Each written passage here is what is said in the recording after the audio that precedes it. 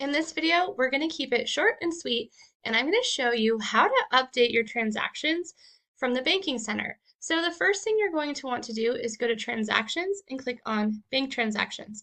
Now you'll notice for mine, I actually have Bank Transactions bookmarked because I use this all the time. And so if you want to know how to bookmark, you can actually just click on the little pencil icon and check the box for Bank Transactions if you'd like to have that there. Now, other items that I like to have in my bookmarks personally are also reconcile because we do that all the time. So here in the Banking Center, most of the time, your bank feeds are updating automatically. So you can see here that it says updated moments ago, and there are 25 transactions to be entered here, 1 here, and 7 here. So if for some reason it's not as up to date as you'd like it to be, all you have to do is click this update button right here. Now, if for some reason your bank account has become disconnected or didn't pull in transactions as far back as you need it to, here's a couple of things to note. If you click on this little bank picture here, in your regular QuickBooks Online file, you have the option to either edit sign-in info or edit account info. So you would click on edit sign-in info if maybe your client would do this actually, if this isn't your own books, right? But whoever has the administrative access to the bank account would need to click on Edit Sign-in Info and update the connection. And again, this can happen if, for example, they change their password for online banking. Well, then of course, it's going to disconnect in QuickBooks Online.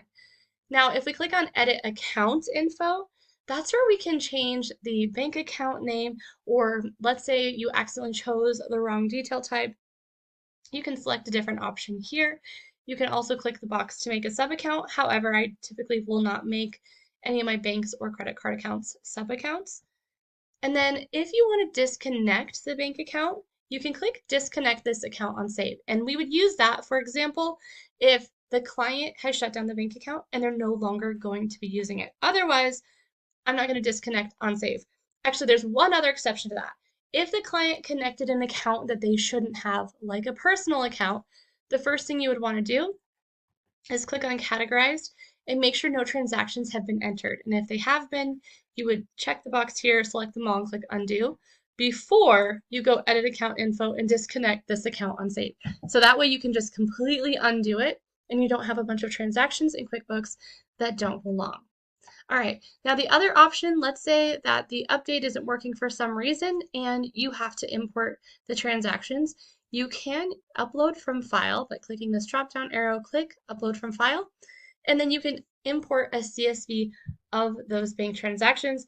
And what you want to be careful of, if they are connected, you want to make sure that QuickBooks doesn't at some point automatically pull those transactions in later and create duplicates. But again, in this lesson, all we're talking about is just how we navigate over here. So transactions, click on bank transactions.